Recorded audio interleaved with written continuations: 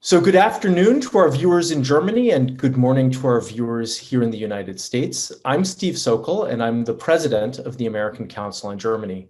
On behalf of the ACG and the Freunde des American Council on Germany e.V., we are delighted to have you with us for today's discussion with two Russia experts who cut their teeth getting to know the Soviet Union. Many Western observers hoped or even assumed that after the fall of the Soviet Union, Russia would actually fall into line. But instead, Russia has charted its own course. Despite its relatively small economy, Russia has been able to exert its global influence through a host of unconventional tactics. Under Vladimir Putin, Russia has demonstrated a surprising willingness to use any tool available to maintain its influence. Today, we'll talk with Katja Gloger and Dr. Fiona Hill about how Europe and the United States are responding to Russia. Katja is a German author and journalist who's covered Russia extensively. Herzlich willkommen. Thank you. It's great to have you. And Fiona Hill is the Robert Bosch Senior Fellow in the Center on the United States and Europe in the Foreign Policy Program at the Brookings Institution. She's been a scholar of Russia and has tried to shape US policy toward Russia. Fiona, welcome. Thanks so much, Steve. And it's great to be here with Katja as well. Well, yes, I'm delighted to have you both. And our time is limited, so we have posted your bios in the chat and we can dive right into the discussion. Each of you brings a wealth of experience to this conversation about contemporary Russia. And I'd like to start by talking about the perception of Russia as a threat and how the threat perceptions differ in Europe and the United States. And Fiona, I'd like to start with you. The US sees Russia as a threat to the US, but also to American interests around the world, specifically in places like Syria, Libya, and Iran, but also elsewhere. But Russia also perceives the US as an existential threat. Can you talk a little bit about the threat perception in Washington and also in Moscow? Yes, absolutely, Steve. And, I think it was good to frame it that way as well, because, clearly there is a very strong threat perception from Moscow that isn't always factored into the thinking here in the United States. So for many people in the US looking at Russia, Russia seems like a spoiler. And I think for the general population, there's also a bit of consternation about why are we still in this state of enmity with Russia, as if it was the Soviet Union, and if the Cold War had never ended. And I'm sure that's a kind of a similar perspective from the vantage point of Germany, because I know it is, from elsewhere in Europe. And of course, the threat has changed over time in the last 30 years since the end of the Cold War. Russia does still remain a major conventional military power and obviously a nuclear superpower. So there's an existential element of the threat still there from the Cold War era, where we were kind of faced off in Germany across the divide between East and West in both a conventional and nuclear posture. And both Katja and I are of that vintage that we kind of cut our teeth and went to college and everything, and then started studying Russia, the Soviet Union, against the backdrop of the Euro missile crisis in the 1980s. We're of that vintage, and we remember that war scare in our youth, and the likelihood that the Soviet Union and the United States might have a nuclear exchange over our heads, and indeed even on our soils in the United Kingdom, where I was growing up in divided Germany at the time. Now, that kind of threat for most people, I think, here in the United States has really receded. That kind of feeling of the sort of nuclear standoff seemed to go away with the Cold War. But instead, Russia has been replaced by this kind of idea of a subversive threat, particularly in the recent period. Of course, the annexation of Crimea, the war in Donbass looms large. Russia's proxy war really in Ukraine, and the shooting down of the MH17 airplane, the Malaysian Airlines over Ukraine, which, obviously people have got seared in their minds. But more recently, Russia's been in the realm of a cyber threat. Hacking into our elections, hacking into major infrastructure systems, at least, kind of everything getting reported there. The recent SolarWinds hack, massive piece just of espionage, but which has much larger connotations because it's also affected a number of private companies, not just the government. And then assassinations. kind of Russia seems to be, kind of sending hit squads all over Europe, potentially here in the United States as well. That's really kind of got people's attention. But I think, on the popular level, people don't really know what to do about it or what to think about it. Obviously, Russia has been encapsulated in our national threat assessments, as you said. I mean, we've named Russia a threat along with the bigger systemic threat coming from China. But I think in the United States, most people would want to focus on China. They see China as the big system threat for the future. They're worried about a repetition of the Cold War patterns that we had with the Soviet Union with China. They'd like to focus on this. They don't want to be embroiled, including the Biden administration, in some kind of perpetual confrontation with Russia because they're not really sure what this is about. Mm-hmm. We're trying to explain why is it that Russia still wants to be in this confrontation when we've clearly expressed on many times through various resets. I mean, President Trump was very clear that he wanted to be friends with Vladimir Putin, if not, kind of completely resolve everything with Russia, that we want to have a different relationship. So it's really that perception of threat in Russia that becomes key here, because Russia sees the United States still, as you suggested, as an existential threat in the conventional and nuclear phase. It sees that we have capabilities to harm Russia in all kinds of ways. And of course, we've imposed a lot of sanctions on Russia together with our European partners in response to some of this litany of things that Russia has done. And so Russia sees the United States in its, kind of mind. And of course, this is a kind of collective of people around Putin, because I wouldn't say this is the entirety of the Russian population either, but sees the United States as still out to get Russia. So doing what you suggested at the beginning, impinging on Russia's interests, and Russia's trying to exert its interests with incursions into Syria, into Libya, and into all these other areas where the Soviet Union had interests in the past. So that's kind of the frame that we're in. It's a difficult one to manage. So I definitely want to get into some of the foreign policy priorities that Russia has a little bit later in our conversation, because I think that some of the points that you just brought up tie into that very, very closely. But before we go in that direction, let me bring Katja into the conversation. Obviously, geography matters, and Russia is at Europe's doorstep. I don't think there's any other way to say it. Germany, as Fiona touched on, has also been the scene of Russian cyber attacks and dissident killings in recent years. So, Katja, let me ask you the same question that I asked Fiona. Can you talk a little bit about how Europe and specifically Germany view Russia right now?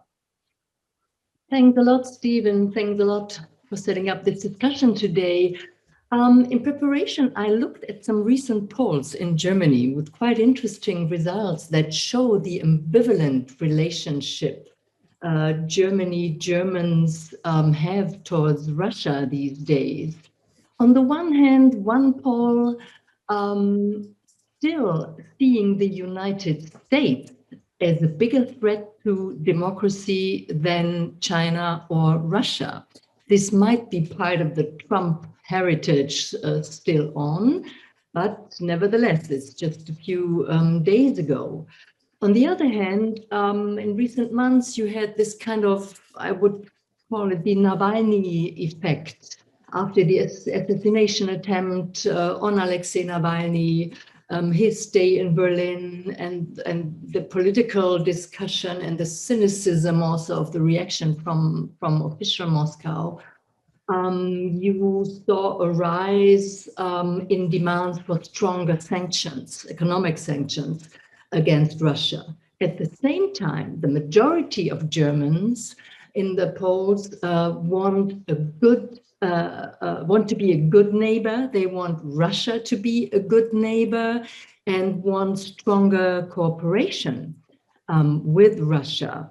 And you also see a very clear West and East German divide in this issue. So way more Germans from the former GDR in the new Bundesländer are calling for stronger cooperation with Russia and more distance towards the United States. And there's many reasons for this perception. Steve, you said geography matters, certainly.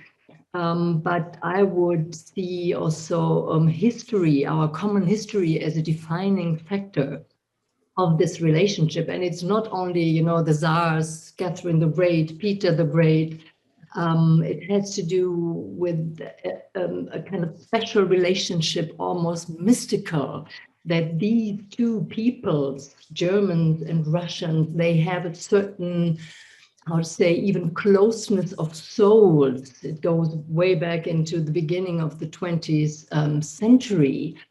So that there's something really special there culture-wise. Then certainly you have World War II, 80 years this year, the attack in a war of annihilation against the Soviet Union, and the long time suppression of responsibility, of German responsibility for decades, that weighs heavily also on many politicians and their attitude towards Russia. And then certainly, just to name one more factor, you have the gratitude that many Germans and politicians still have when it comes to German reunification, and the role the General Secretary of the Communist Party, Mikhail Gorbachev, played in that process. And so overall, you have the feeling that we want to be good neighbors with Russia. And sometimes they weigh more heavily than the perception of threat when it comes to cyberattacks. I mean, we had a cyberattack against our parliament that we know today, had been orchestrated by the Russian military intelligence service.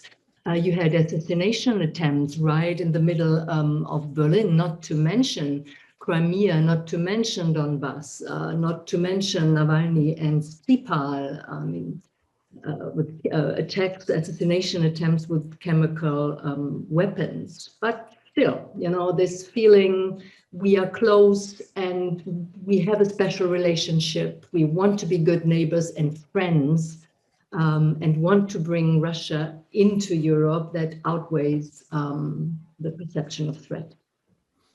So Katja, let me push you on that a little bit. I mean, both of you have talked, of course, about Crimea and Ukraine in broad brushstrokes. Obviously, the situation on the border with Ukraine, with military buildups that have now dissipated a little bit, but that led to the German Defense Minister Annegret Kramp-Karrenbauer describing Russia as a, quote, direct and specific, end quote, threat to European security, and also saying that Russia's buildup in the middle of Europe has created a real threat. How did that play out? How much attention did that get in Germany? I mean, the conflict over Ukraine, the declared, undeclared war in eastern Ukraine with more than 13,000 people dead today, the annexation of Crimea certainly was an important, and it still is, a very important topic in our security discussion, not to mention that Germany plays a very important role when it comes to the Normandy format, to the Minsk agreements that are not implemented, and realistically nobody sees a big chance that they will be implemented in the foreseeable future. I mean, this feeling and these facts are not deniable. And we will not try to appease Russia when it comes to military buildup and still 80,000 troops along the Ukrainian border on various points. But we also see that there is only so much we can do because anything military is excluded. So what we would count on is a better support for Ukraine. Difficult enough, we'll talk about this, I'm sure, and would be a greater, so to say, alliance, a kind of new cooperation with the United States, with the Biden administration in this point? That's a perfect segue, because I wanted to come back to Fiona. Fiona, you said earlier, and I think all of us on this call know this, that previous administrations have tried to reset relations with Russia, and it simply hasn't worked. The Biden administration seems to be taking a somewhat different tack than the sort of traditional reset. How is the U.S. responding? How is the new administration responding to these threats that are posed by Russia? Well, there's two sets of dilemmas here that are kind of encapsulating the question, and also, what Katja has said as well. So, I think that, first of all, from Russia's perspective, it still sees itself as engaged in a kind of proxy war over Europe with the United States, kind of a continuation of the pattern of the Cold War. Because, when I engaged in, my previous positions at the National Security Council with Russian counterparts, and I would say, look, we're no longer in a geopolitical struggle. They'd say, yes, we are. I said, well, how are we? And then they would kind of go through this kind of litany of all the things that they'd perceived that the United States had done. And, and part of this would be framed by this discussion about, the annexation of Crimea and Ukraine, and, Russian counterparts justifying this by actions that the United States itself had done in terms of violating other countries' sovereignty, which gets to this kind of point that Katja says, that many Europeans see the United States still as a greater sort of threat in some respects. And we would point out, yes, but the Europeans have not done this. So why are you, thinking about annexing territory of other European countries, or, kind of seeing us in competition with Europe? The United States no longer occupies Germany. We've actually, pulled back from that. And, of course, there's a big debate about whether US troops should be stationed in Germany, but Germany is unified and no longer occupied. But Russia still persists in seeing NATO as basically a cover for the United States occupation of Europe in many respects, or a kind of a quasi-occupation of Europe in that permanent presence. In many respects, this may seem counterintuitive to people, given what Katja said about the Trump effect. That's kind of the point Trump was trying to make the whole time. Well, look, if this isn't just about the United States occupying Europe and we've all gone, why are you, Germany, and others not paying more for the defense of Europe? Why is it always the United States? Because it feeds into that, kind of problem of the framing from Russia, that this is all about the United States. This is all a cover for United States military presence in Europe. And so Russia is still in a military struggle with the United States and Europe, just as it was in the 80s. It's continued all the way through today. So that's part of the dilemma, because you, of course, you have Poland, Baltic countries, and others who would like the United States to be in there manning the barricades against Russia, because they have a different threat perception from Germany, for example. There are others, of course, that would like the United States to go away entirely. So, you get yourself kind of caught in this. Is the only way that the United States is supportive to Europe seen in a military context, especially given the nuclear umbrella, the nuclear forces. And, the risk of nuclear blackmail, not just from Russia, but, from other countries that are actually on Europe's borders that have, ballistic missiles, intermediate nuclear weapons, for example. So there's all that kind of complications. Then there's this whole unfinished business, that Katja's talked about, from all the things that, Russia's done since 2014, that the Biden administration has to contend with. And of course, President Biden was Vice President Biden under that period, when there was the annexation of Crimea, war on the Donbass, the shooting down of the Malaysian airlines, intervention in Syria, et cetera, et cetera, et cetera. Even Georgia. Well, in Georgia in 2008, yes, exactly, going further. back even further. But I'm thinking about, in more recent times, people have seen a kind of continuation of a pattern.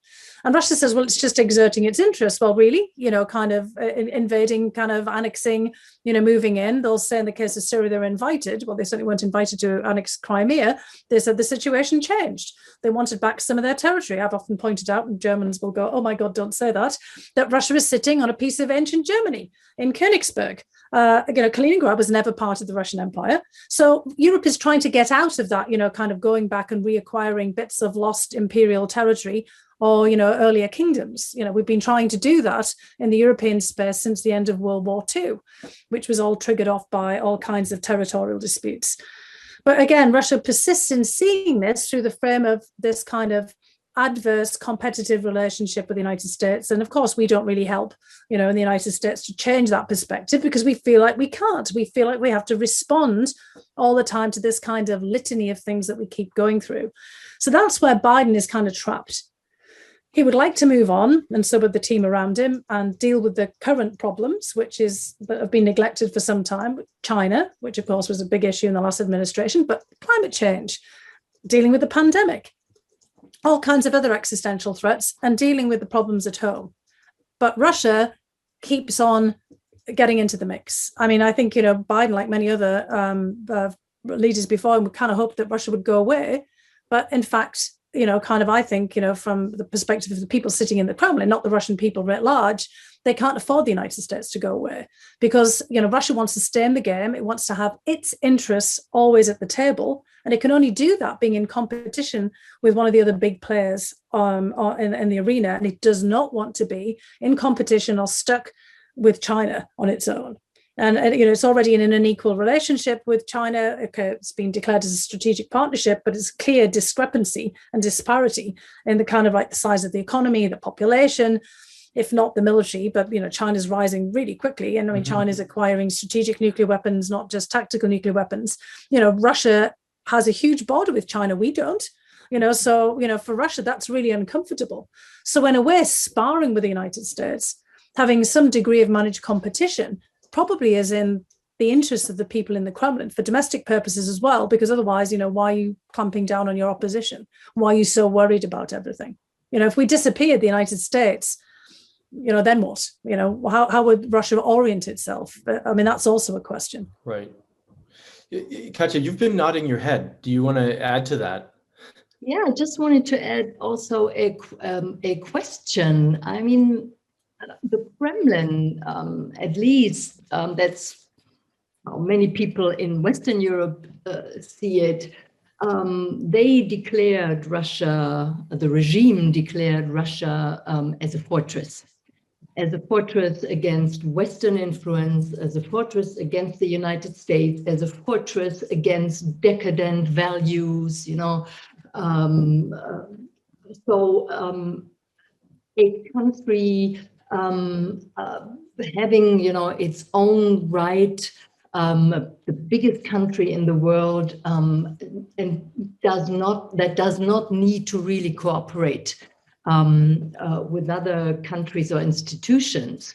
When it comes to the strategic competition with China, which is certainly seen in Moscow as well, because they see the discrepancy and the disbalance, they could and should work towards a closer cooperation with the European Union in that respect, at least, on a pragmatic level, selective engagement, which Europe would be happy to engage from its side. The opposite is the case, interestingly enough.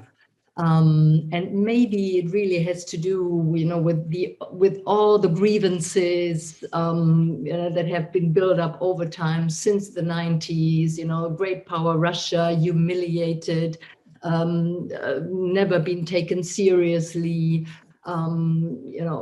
declaring their own sphere of interest at the old, say, Soviet borders, post-Soviet republics, and leading to a very humiliating visit of Joseph Borrell just a couple of weeks ago to Moscow, which leads him to the point declaring in front of the European Parliament that relations are at a low point, at the lowest point ever between the European Union and Russia. So certainly a kind of new ice age, even not even cold, but ice cold relationship. Yeah, I mean, the ball is in Moscow's court. I mean, if I could jump in there, I mean, I think as Katja is suggesting here, that in a way, it shouldn't have been unexpected to have this kind of outcome. And I think that, if we look back to the period after the fall of the Berlin Wall, which was, quite quickly followed by it wasn't really the collapse of the Soviet Union, actually. It was a kind of the decision of the heads of Russia, Belarus, Ukraine, and, some of the Republican leaders to kind of pull it apart, to sort of disunite the Soviet Union. I mean, because of all the kind of contradictions that were building up. The state didn't really collapse. Russia becomes a successor state. But what happens is, though, Russia has lost something. Russia lost an empire just twice in, 1 century, the Russian Empire and then, the Soviet Empire.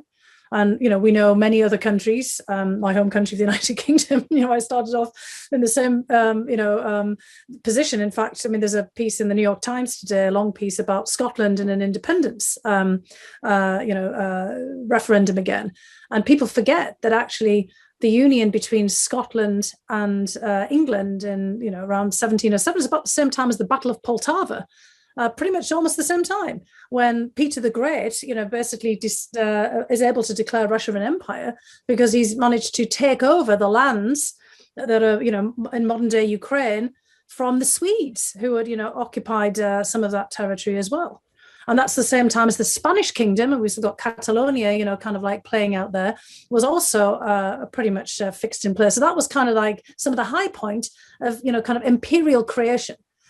And all these things are still playing out in other modern countries as well. I mean, Britain just withdrew from the European Union because it wanted to be Great Britain again in a kind of a global sense. This is what's been going on in Russia, since the 1990s, a kind of feeling of having lost something and not gained something with the new situation. And certainly not wanting to become, this is where, when you said, Steve, at the very beginning, Russia falling in line, we had this kind of assumption, kind of a false assumption, obviously, at the beginning of the 1990s that, once there was no longer the Soviet Union, communism disappeared, that Russia would sort of regain its European perspective. Mm-hmm. Go back to those old ties that were between the royal families. It's not just of Germany, it's also of Great Britain as well. I mean, everybody's interrelated. They're all kind of German, actually, old German princes and princesses. And, that Russia would kind of find its place again in the family of European nations. Well, Russia was always on the outskirts. It's not going to become a Poland or a France or a Germany or a United Kingdom.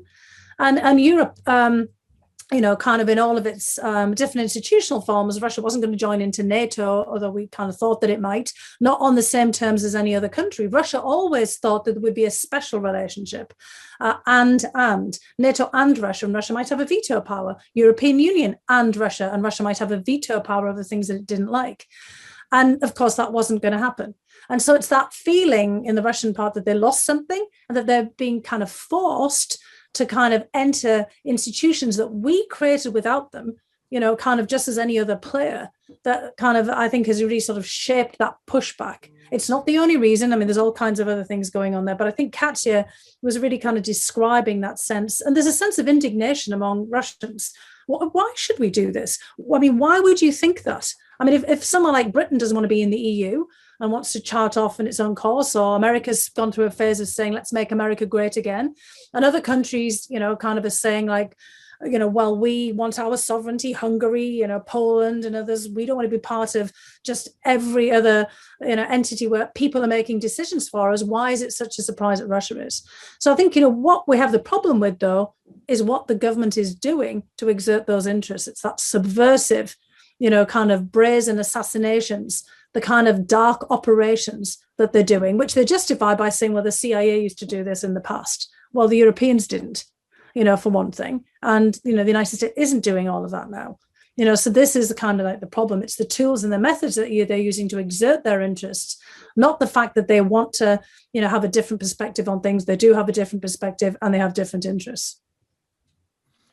Let me jump in here, Fiona, with maybe two points. It's not that the European Union, and especially Germany, giving this special relationship historically with Russia, didn't try to not to bring in Russia into the great European family, but to give, this empire, this biggest country on earth, its place at the table. It was always clear that Russia wanted to be at the head of the table, and that Europe, the European Union, did not want and couldn't give it the place at the head of the table.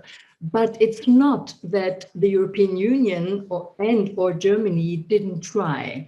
So you might even argue that the European Union to some point even tried to accommodate Russia to a certain extent. I mean, NATO membership of Georgia and Ukraine is, realistically speaking, is excluded for a long time to come. The Eastern Partnership Program with the post-Soviet republics, it's not the most successful program the European Union has. And when it comes to Germany, within the last 10, 15 years, we tried twice very hard with the concept of a strategic modernization partnership with Russia, not only business, but also, support with a political modernization strategy. And 2 times it failed. And the last time it failed on Maidan and with the annexation of Crimea. So to a certain extent, Germany is, is even quite helpless when it comes now to the relationship with Russia. So what to do? There's one big issue, one big political and economical issue on the table here, which is the Nord Stream 2 pipeline, which has, in my eyes, has become a symbol of the future of that relationship, and also a symbol of the relationship with the United States and the new administration. Thank you. So we have 2 viewer questions, I think, that fit in very nicely right now.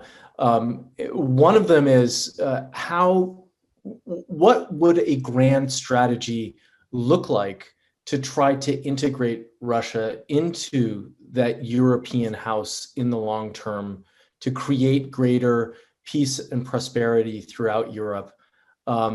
It touches on both of your points about Russia sort of being at the periphery in some senses, but how could Europe bring Russia in? Well, I think, as Katja has suggested, that there's been lots of efforts and they haven't been satisfactory from Russia's perspective. And they probably would continue not to be, because of what Katja said of, kind of a desire, certainly, in a kind of large part of the Russian elite, to be at the head of the table. So the Organization for the Security and Cooperation in Europe was one of those efforts, for example, and could easily be using the same frame, the idea of, Europe extending from Vancouver to Vladivostok, kind of trying to bring in, the United States and Canada and other players as well into a much larger mix. As Katja, mentioned, I mean, there was the NATO-Russia Council, a very early point. There was, of course, that idea, even at the NATO level, that maybe Russia one day would be a member of NATO. But, Russian counterparts made it clear that they didn't want to be like Poland or, they wanted to be more like France, but even more so, kind of in terms of NATO, wanting to, because again, it's still this kind of sense of rivalry with the United States. And there's still this view in Russia that the United States wants to take over Russian territory. It happens over and over again. The United States doesn't want to take over Russian territory. And, because there's an awful lot of reading of the past. The United States is obviously a country that doesn't do very well with assessing its own past. It kind of moves on constantly into the future.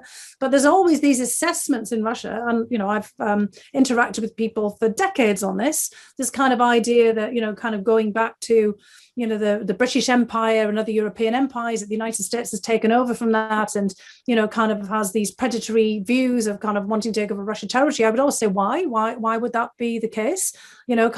And there's never a satisfactory answer, because there is a kind of a sort of an ingrained idea in some circles that is the case. And that then, becomes a massive obstacle to thinking how, kind of Russia would join in with a NATO, for example, structure that was set up precisely to constrain it, contain it, and, defeat it effectively during the Cold Wars and North Atlantic Treaty Organization. With the European Union as well, the kind of idea that the European Union might be moving towards a United States of Europe, more of a political frame, that was too much for the Brits. So how could it possibly kind of accommodate Russia with a, very different perspective on things. The Poles and the Hungarians have been, trying to kind of pull away at this. And then you have Turkey, of course, which is, kind of never been recently comfortable in its NATO membership, and kind of sort of sees itself in a different perspective. Russia would be the same. So I don't think, honestly, that there is a grand strategy that could accommodate Russia. And I think it's almost futile to try. And I think that that's kind of what we've got with Biden administration. They've given up on kind of grand visions of, looking into Putin's eyes or resetting the relationship. They're just going to take it as it is. And it's unfortunately confrontational. They would love to, as they say, stabilize it. They want to put it on a professional footing and having, kind of the key people interacting with each other. They, would like to have, kind of a better relationship overall with Russian people. But they've, kind of come to terms with the fact that the particular sort of guys in the Kremlin are not going to easily be persuaded that they mean well. That means the United States means well. In fact, think that they don't, and they think that the United States is still a threat and that they're going to keep on lashing out. That was the conclusion I came to after my period in government as well, unfortunately, because I certainly am of the view, like Katja and most other people, that we need to, kind of change this relationship and put it on a different footing. But, kind of if we're dealing with this kind of hostile attitude from people in and around the Kremlin who believe no matter what you tell them that you're out to get them, then, you just have to figure out how to manage that. I think, as disappointing and heartbreaking, for those who try to understand Russia, it is, and as heartbreaking it is for the people in Russia, that we have to recognize the fact that at this point, a more or less peaceful coexistence, a word from the 60s, is the best we can get at this point. We can engage selectively. So there are issues of common interest. When it comes to arms control, especially with the United States, New START has been a positive sign.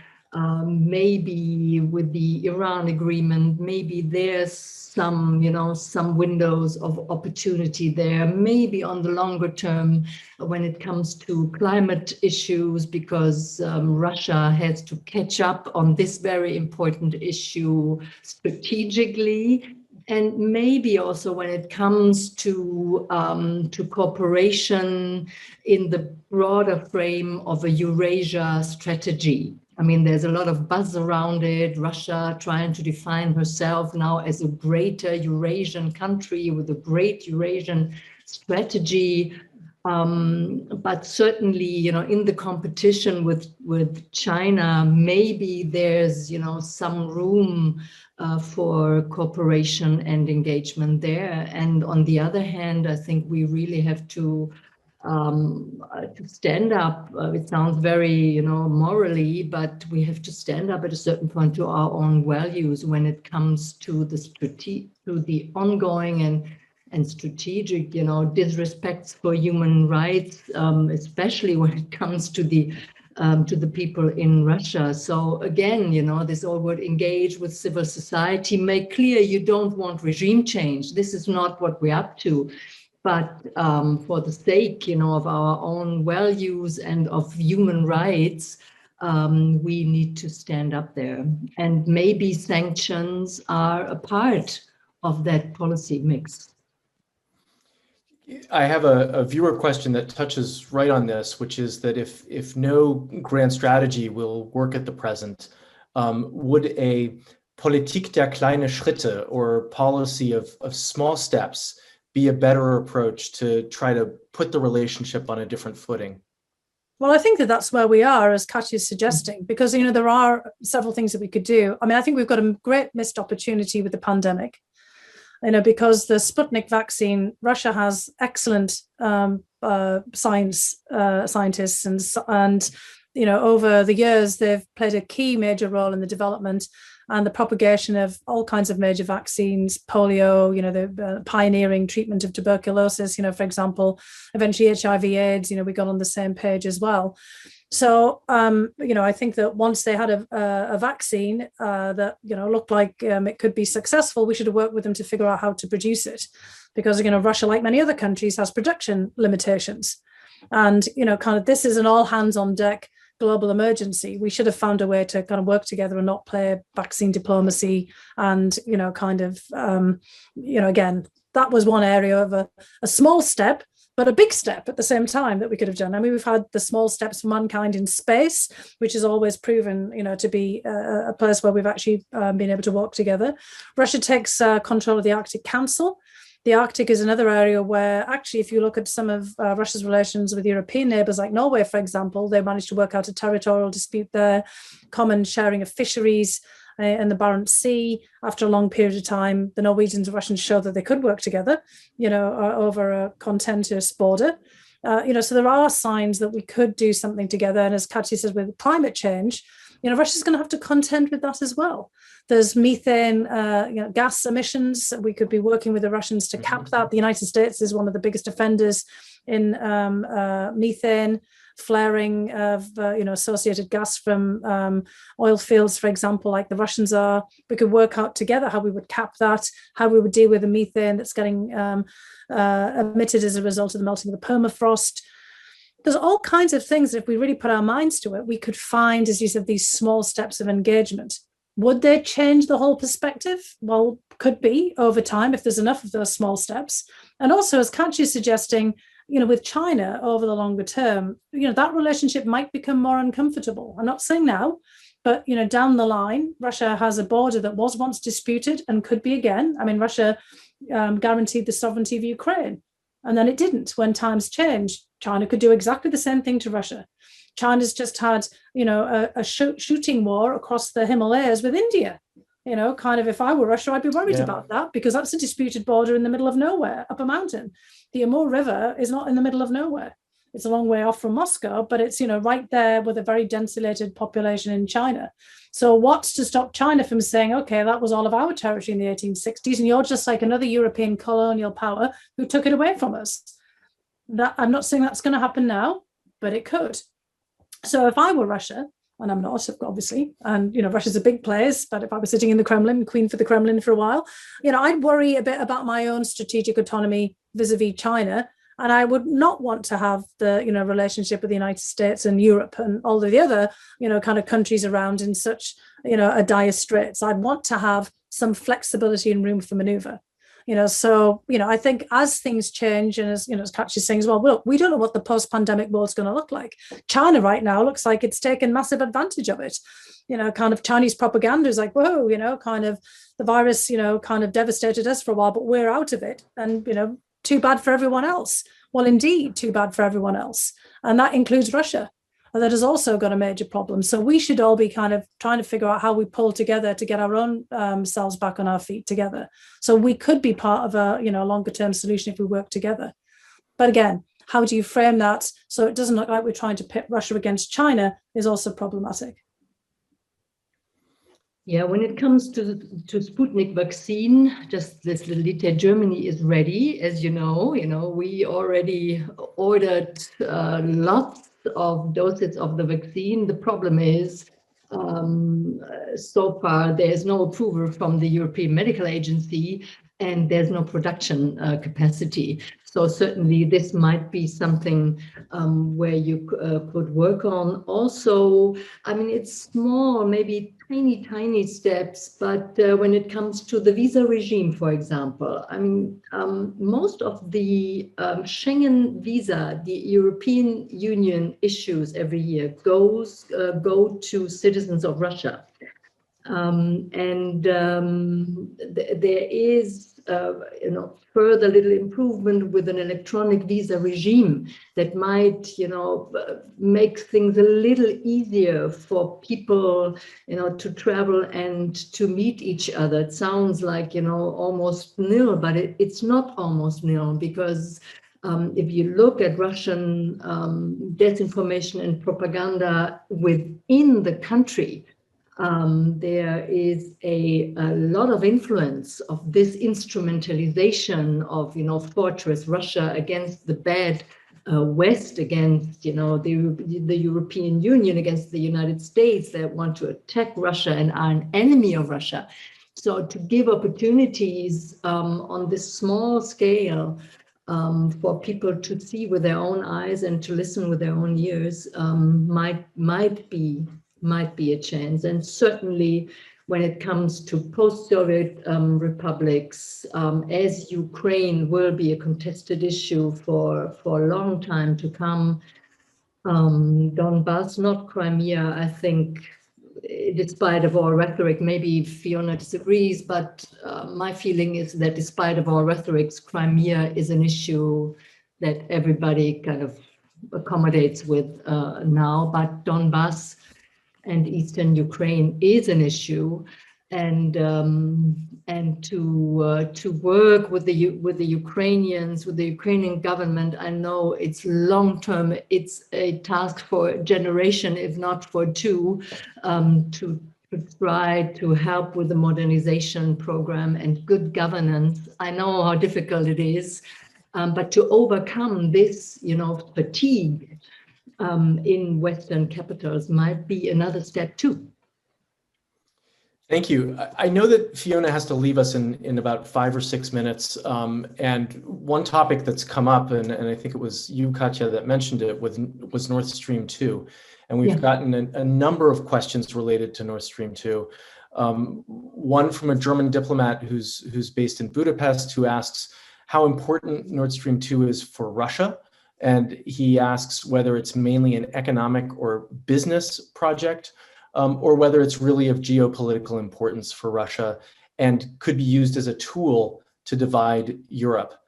Another viewer is curious about the Nord Stream 2 as a symbol of the relationship between Russia and Germany, but also between Germany and the US, and how that's playing out. So I guess I'd like to ask each of you, maybe starting with you, Fiona, because I know you're on the clock, so to say, by asking what your take is on the Nord Stream debate. Well, it's all of those things that the two questioners have posed there, because it is very symbolic of the relationship between Russia and Germany, as well as the long-standing energy relationship between Russia and Europe. And it's also become very symbolic, even totemic, in the relationship between Germany and the United States. And, during the Trump administration, it was often more about Germany than it was about anything else, because it became, I mentioned before, President Trump being, really hard on Germany and other allies, European allies, about their contributions to NATO, because of this whole idea, well, if NATO was a shared endeavor of Europe, why was the United States always being put on the spot? And, why were we then just feeding into the Russian perspective, and this is all about the United States, if everybody else did want to kind of, pay the 2% of GDP, as they'd all agreed, before Trump came along at Wales. And so Nord Stream 2 became part of that. So if Russia is a threat, and NATO is still necessary to deal with Russia as a threat, why do we have Nord Stream 2? Now, you have to remember that the United States asked the same question about Nord Stream 1. So this is 2. There's another pipeline that already existed. And before that, of course, there was the major gas pipelines going through Ukraine and Belarus to Europe, dating back to the Cold War.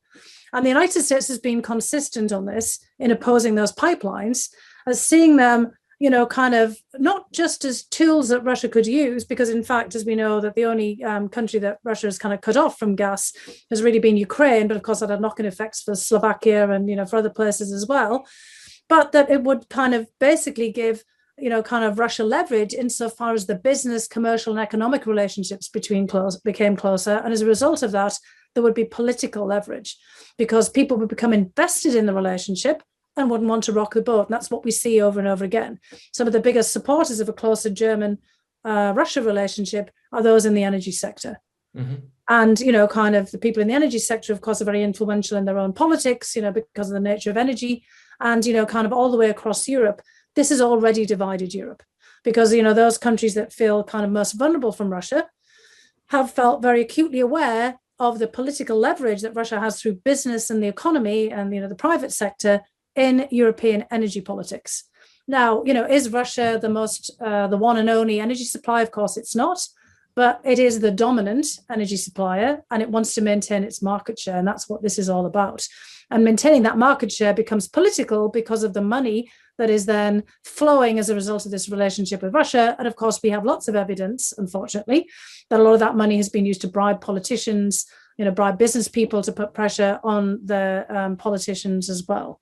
So it's become a problem. It isn't just a commercial or business relationship. It is political, it's geopolitical, and has been since the 1980s. So it's all of the things that everybody says. But it's not, of course, the only thing. And, Chancellor Merkel and others who have spoken about how this can be contained in some way are correct. If we do all of that, if we diversify Europe's energy mix even further, because there are some countries that appear to be 100% dependent on Russian gas, say like the Finns, for example, but it's only a tiny fraction of their energy mix.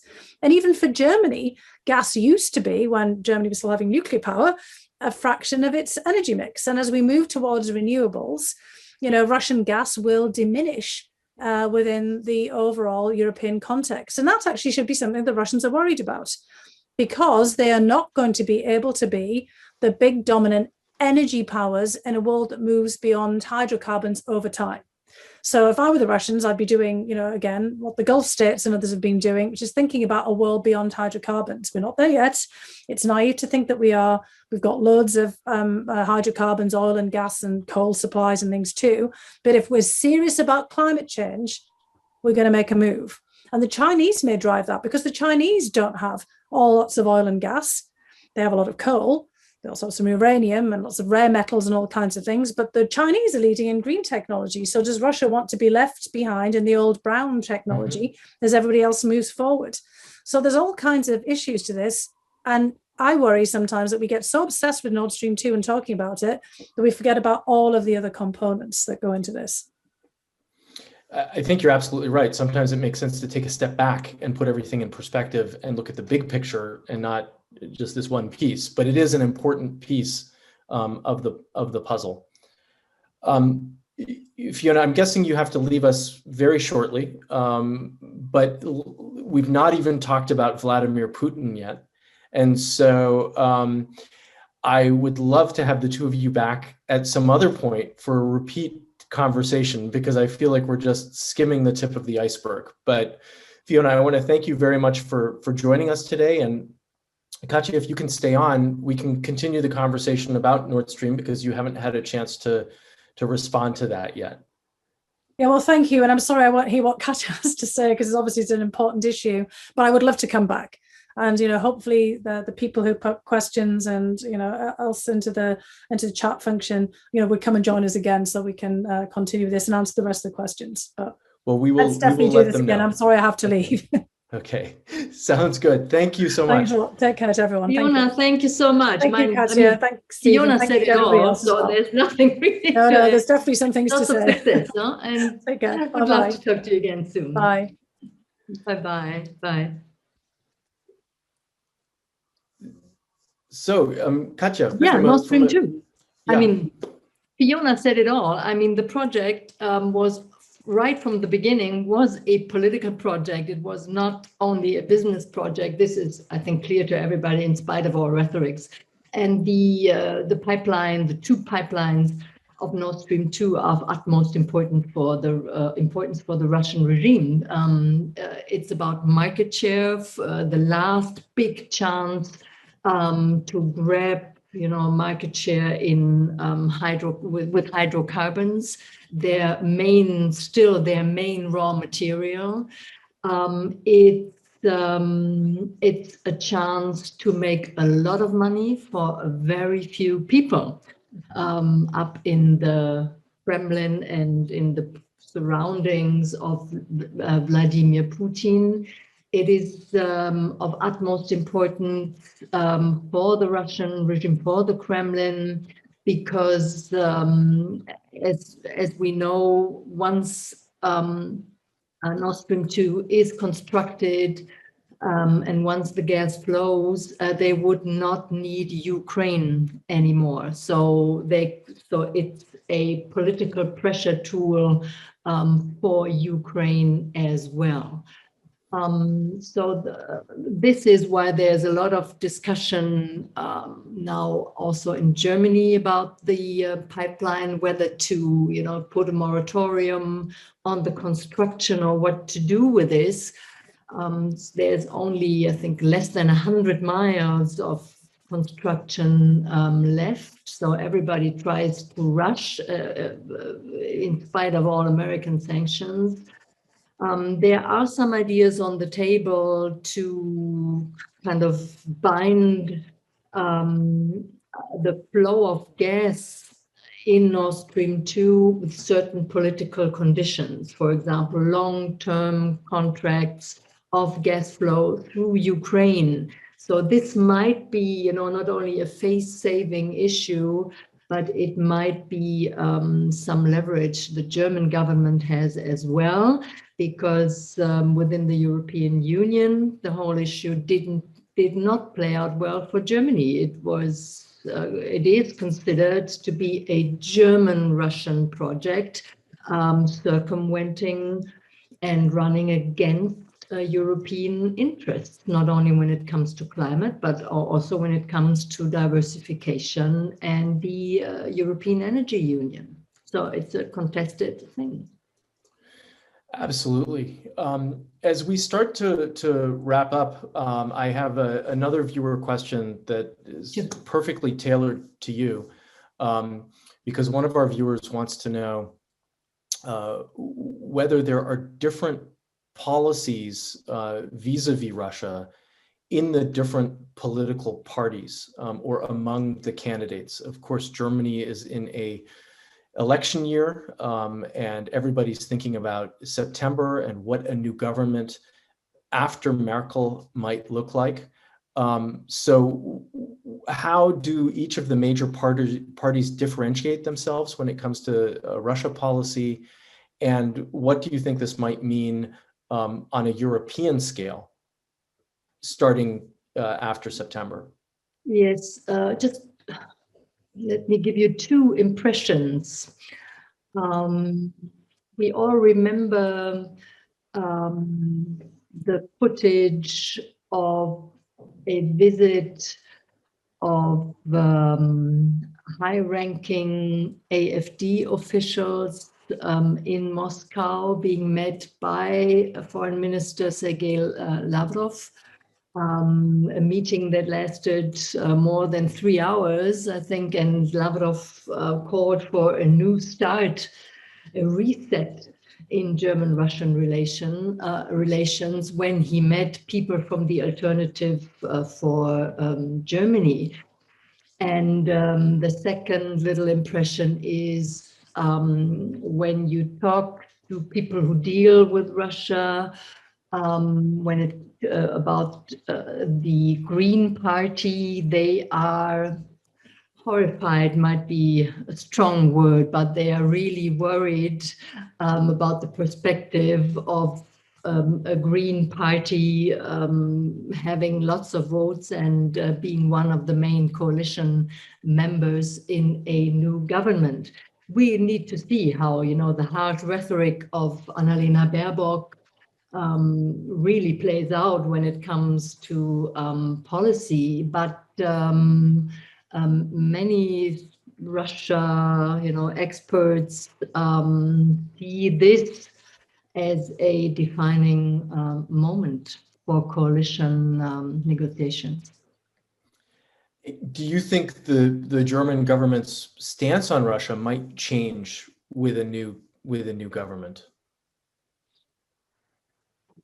Difficult to say. I mean, the Social Democrats, they still, play with the idea, or they still have the idea, cherish the idea of Ostpolitik, and we want to be good neighbors, and change comes, with good contacts. So they're in this tradition. They need votes in East Germany, and they know that a positive stand towards Russia would give them at least a couple of more votes in East Germany. The Christian Democrats I think they'd rather try to continue doing business with Russia where it's possible. My hope is that that Armin Laschet, who, he was a member of European Parliament for many years, and considers himself to be a strong European, that he would, concentrate on a European Union policy towards Russia, more than the actual government is doing right now. Well, Katja, I want to thank you and of course thank Fiona in her absence for both participating in this discussion. I can't remember when an hour passed as quickly as the last hour did, and it was jam-packed, full of information and insights. So thank you again for taking the time, and I hope that we can have the two of you back to continue the conversation. I had a lot more questions. I know that our viewers had a lot more questions. But thank you again for being with us.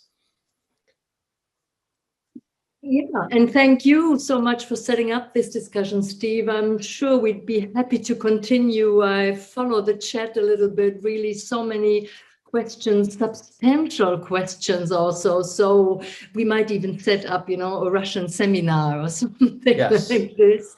Well, my pleasure. There's a lot more to talk about, but a big thanks to you, and we will circle back to our viewers today once we've set a date for a follow-up event. And of course, thanks to our viewers. Thank you for being involved. Thank you for being engaged, and thank you for posing your questions. So with that, I wish everybody a good rest of the day and stay healthy. Goodbye. Bye-bye, and thank you.